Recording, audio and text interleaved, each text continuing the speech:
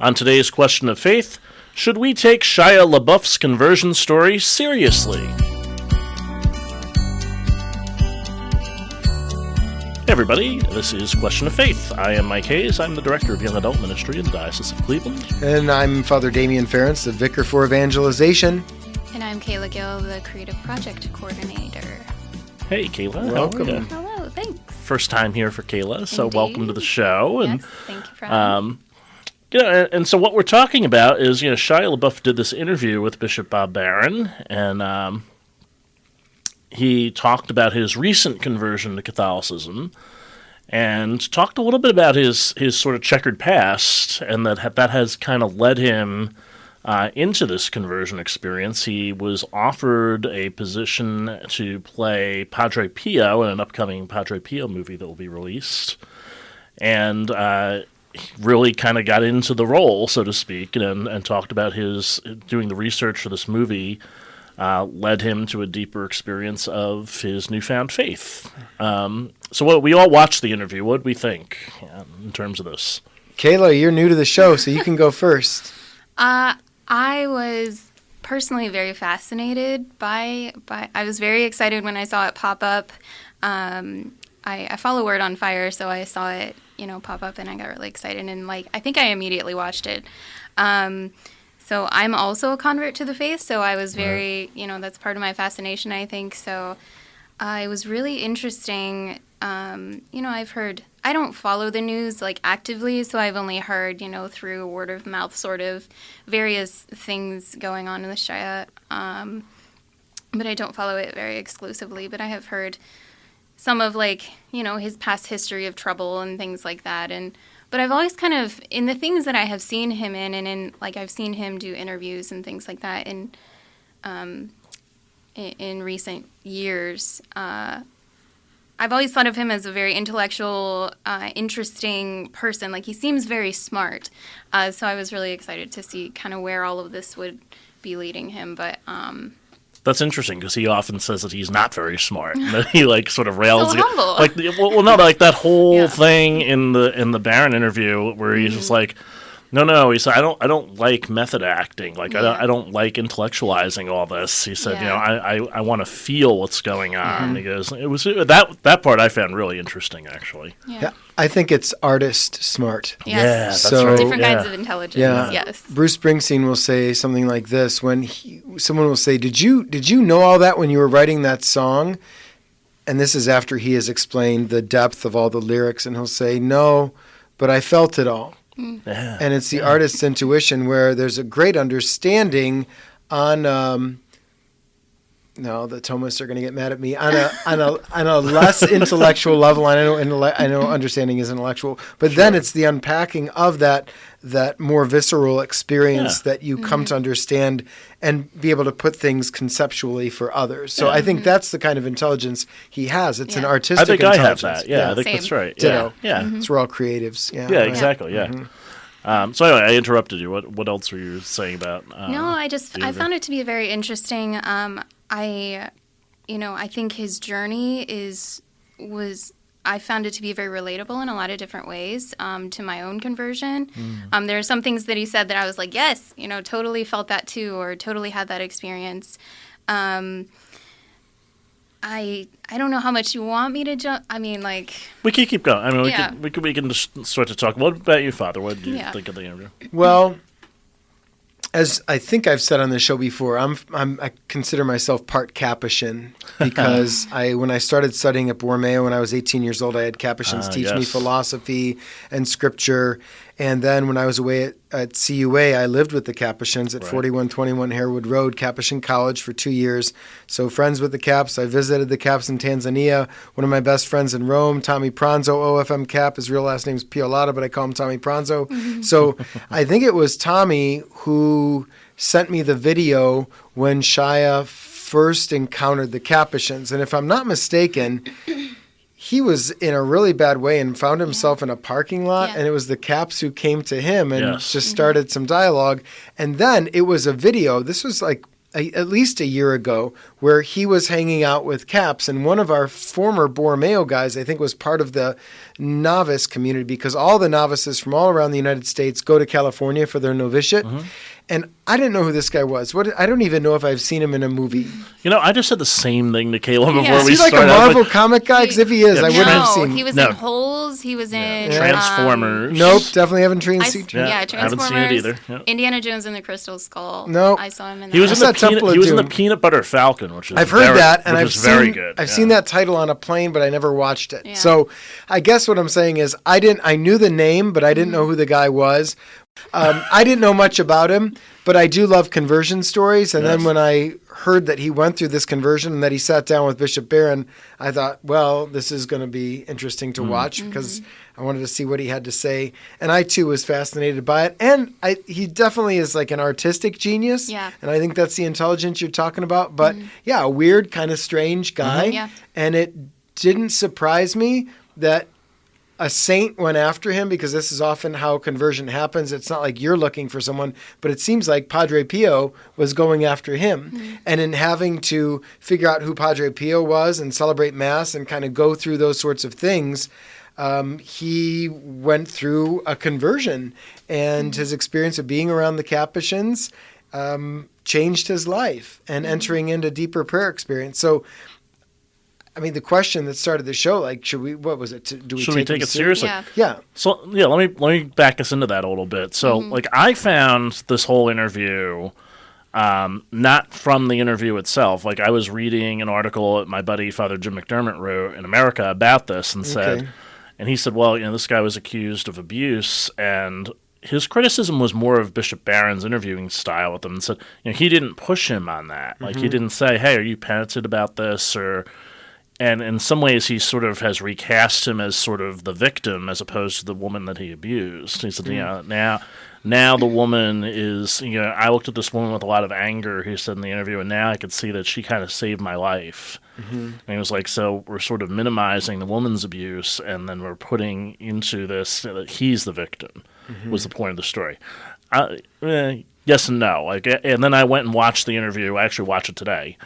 And I was with you, Kayla. I was like, wow, this is really fascinating. Yeah. It seemed to me that the interview with Bishop Barron, I don't recall them talking about it at all. I don't think... He talks about himself a couple times. But it didn't seem to me like that was anywhere close to the point of the interview. It seemed to me like it was almost all about, like, his experience, his conversion experience, what drew him in and things like that. And they just really kind of dove in and deeply explored that. Yeah. In terms of, like, whether or not we should believe him, I think I have several different thoughts about it, but he seemed pretty authentic in his testimony, I thought. Like, he seemed like he was speaking with humility. It was coming from the heart.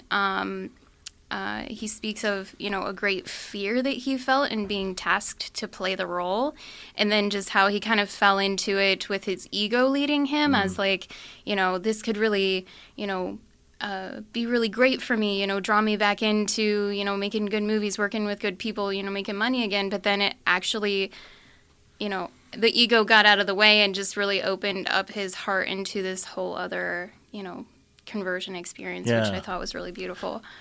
Yeah, it was interesting. He's talking about, at some point, like, almost like, he doesn't use these words, but he was always talking about being canceled because of this experience. Hollywood wanted no part of him. He wasn't getting any roles. Agent wasn't calling. No one was calling, and he was, like, really down. His mother had disowned him because of the accusations and everything. Because of the accusations, yeah. And then finally he got this opportunity, and they said, oh, William Dafoe's going to be in it. It was like, well, yeah, that's it. I can make a movie with William Dafoe. I'm back, baby, kind of thing. And he said that his ego was what made him take the role, because he was like, well, I can get back into Hollywood through this movie. But then what he discovered was something much richer than what he expected. Right. So then he started to do research and parked in the parking lot of the Capuchins. And, little by little, he started to get to know them. The Capuchins reached out, drew him in with their love, and, like, started feeding him. And he started hanging out there and staying there. And,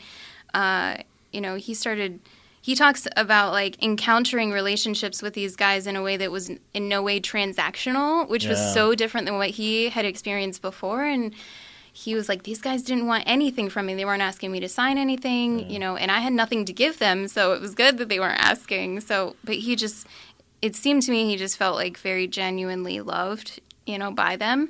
And that just really helped to open up his heart even more, I think. Yeah, it's really interesting. I mean, I think that the question about taking it seriously, I think is, well, did he just do this to get back into Hollywood, or is he just saying that he's converted now to dissuade people from the notions that he abused somebody? Yeah. And I don't think after listening to the interview, I don't think that's true. No. I was like, no, I think this is really genuine. And I think that I think the other side of it is did he do this to get back into Hollywood? That part I think is true. Mm-hmm. But both of those things could be true. He could have done this to get back into Hollywood. He even said that he did it to get back into Hollywood. It just changed his life in a way he wasn't ever expecting. Yeah, both of those things can be true. Right. Mm-hmm. And so I was like, oh, okay, so that's fine. Yeah. I was just going to say, in terms of, you brought up a good point when you and I were speaking before the show, where you said, should we believe anybody's conversion stories? Yeah, right. A lot of times they kind of seem like they're kind of out of left field, or these unearthly sort of experiences. I guess they are in a way. But, I would just say, to me, when I converted to the faith, I just wanted to run 1,000 directions at once, I just didn't even know where to start, and I just wanted to act and move and keep, I had the fire burning and didn't know where to put it, basically.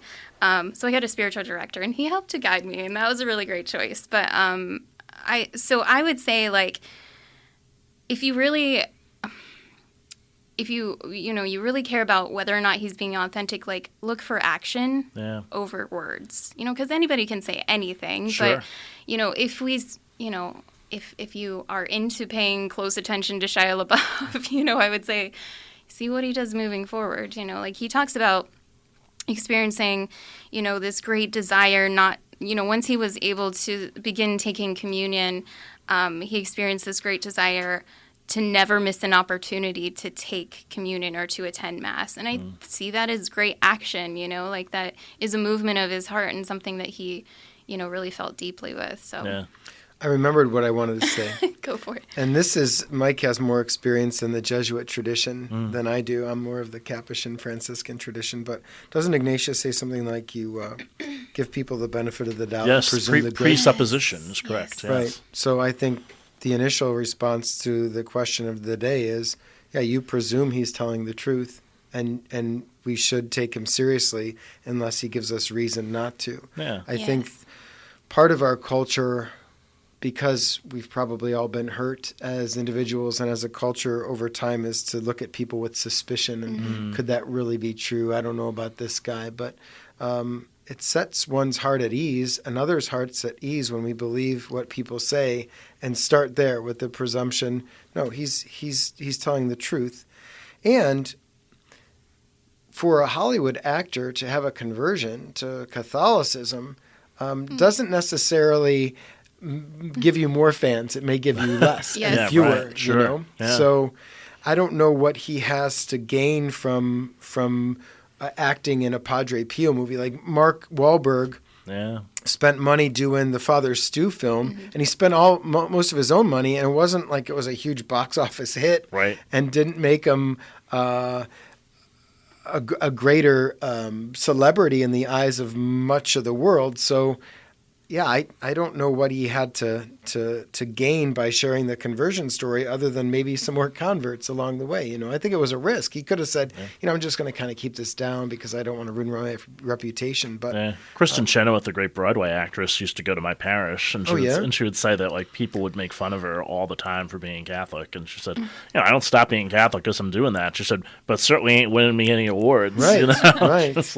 Yeah. I was thinking too, we don't know how the whole interview went with Bishop Barron. We got 120 minutes of it. Yeah, right. And I don't know if it's like a Joe Rogan show. I don't think it was filmed live, right? No, I don't think so. So there were probably some edits in there.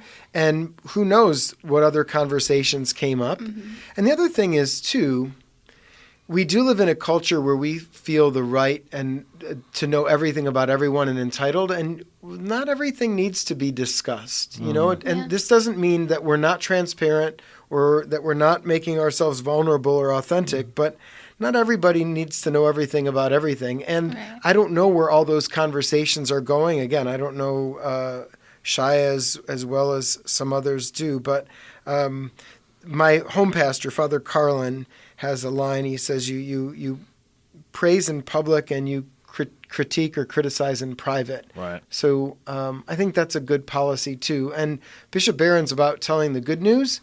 And I think Father McDermott, is that his last name? Correct, yeah. Recognized that a lot of the work that he's doing and just having these conversations is good. Yeah. So maybe we'll see something later, but you're not going to get everything in one interview either. Right. You know? Right. And he was open enough, Shia was open enough to actually say more than I think Bishop Barron expected him to. You know, a lot of times, you know, from my own media experience, people would say, well, I'll give you the interview, but I don't want to talk about X, which is like the big subject of the day. We used to get around it. We said, look, we've got to ask you about that, but you have the right to say, no, I don't want to talk about it. But we have to be on record in saying we asked. And so I was like, no. Yeah, I mean, I think that there was enough in there for me that said, you know, that, okay, I know I've done some really horrible things, and now I'm trying to move past that, and this is part of my moving past that. And that was kind of enough for me. You know? I was like, Yeah. And America Magazine is it's a journal, and they're journalists. Correct. Although this was an op-ed opinion, I guess, because he's an editor, which is different from what Bishop Barron is doing. He's a that's bishop, right? So these are different arenas, and different kind of questions are asked within those arenas, I think, you know. yeah. I think, too, that we might be... Whenever someone famous starts to say that they've had some kind of religious experience, sometimes I think we've been hoodwinked by people. Like, I remember Britney Spears had texted, or I shouldn't say texted, had tweeted that time, hey, I'm Catholic now, yeah. And then you never heard anything more about it, which, you know, like Kayla was sort of saying before, look for actions. I was like, oh, Yeah, I still started waiting. following her on Instagram that day. I'm like, wow, we got it. I'm like, whoa, well.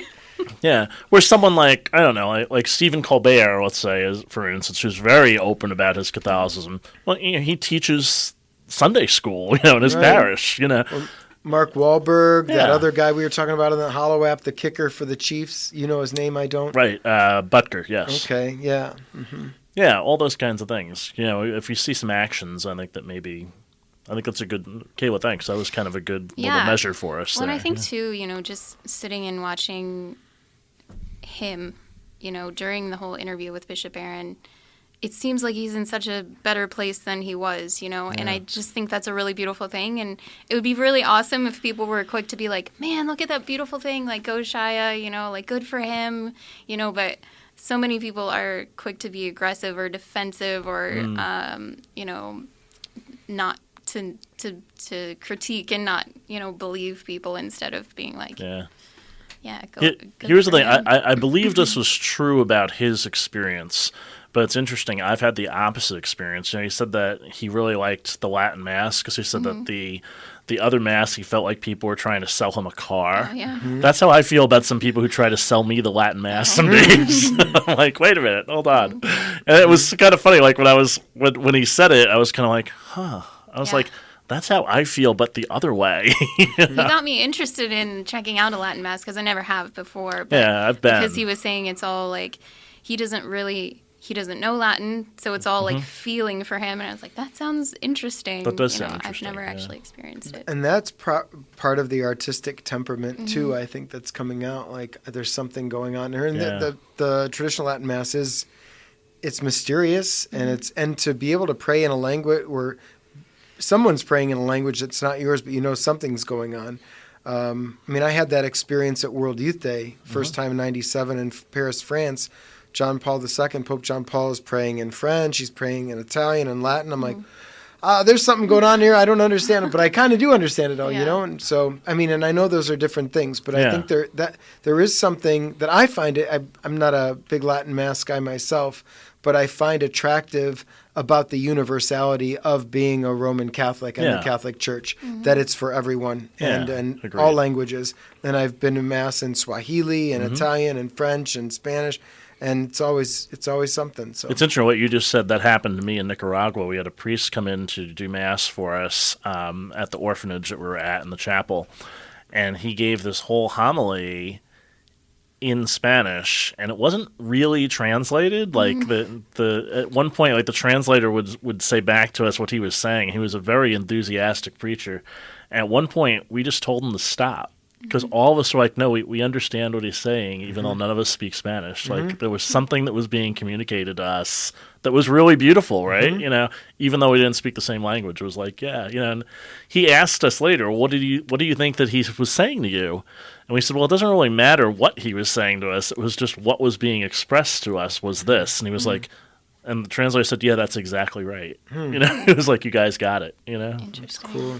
Interesting. So let's pray for Shia LaBeouf and see where he goes from there. We'll keep an eye on him from afar. We'll go see the movie. It comes out. Padre Pio. Interestingly, Padre Pio Day is the 23rd of September. I think he died in 1968. I think that's right. Yeah. And Bruce Springsteen was born on, I know, it always comes back to Springsteen for me, September 23rd, but 1949. So Springsteen will turn 73 next Friday. I think that's right. That's right. We should have a party. Yeah, we'll pray for I'll pray for Shia, pray for Bruce, and through the intercession of Padre Pio. Yeah. How's that?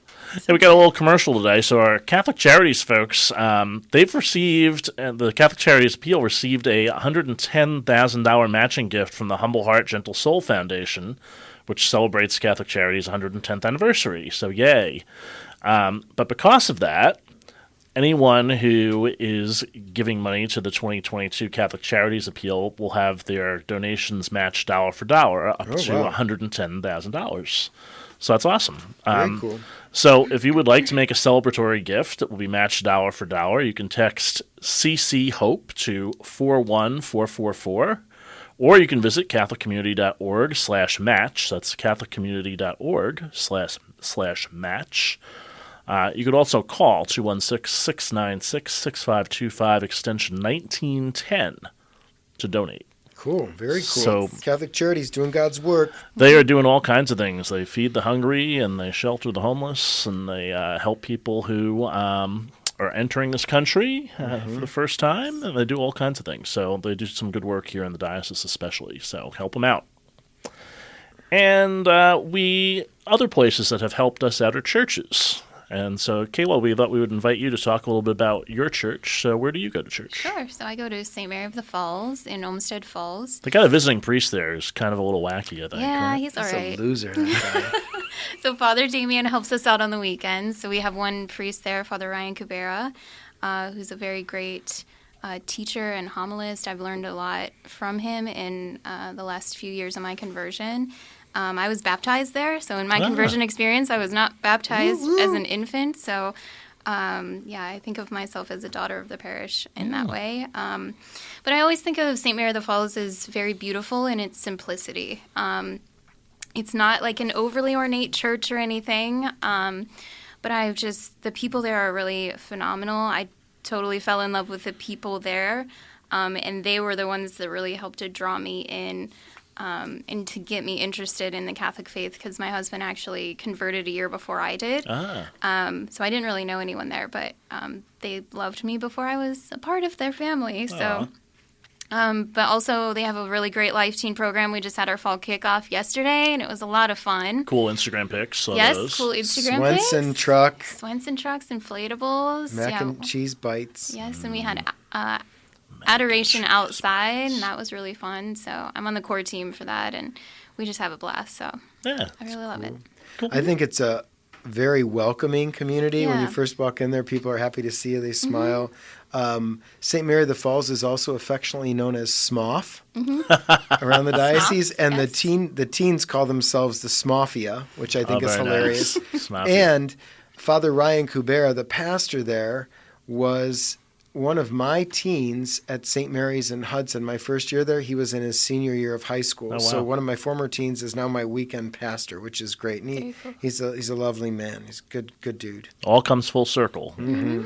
And the gospel comes full circle most of the time. So we're going to go to Luke's gospel for this weekend. And lying at the rich man's door was a poor man named Lazarus, covered with sores, who would have gladly have eaten his fill of the scraps that fell from the rich man's table. Dogs even used to come and lick his sores. When the poor man died, he was carried away by angels to the bosom of Abraham. The rich man also died and was buried, and from the netherworld where he was in torment, he raised his eyes and saw Abraham far off and Lazarus at his side. We'll leave that cliffhanger there for you for the weekend. But the only reason I chose that was because there was dogs in it.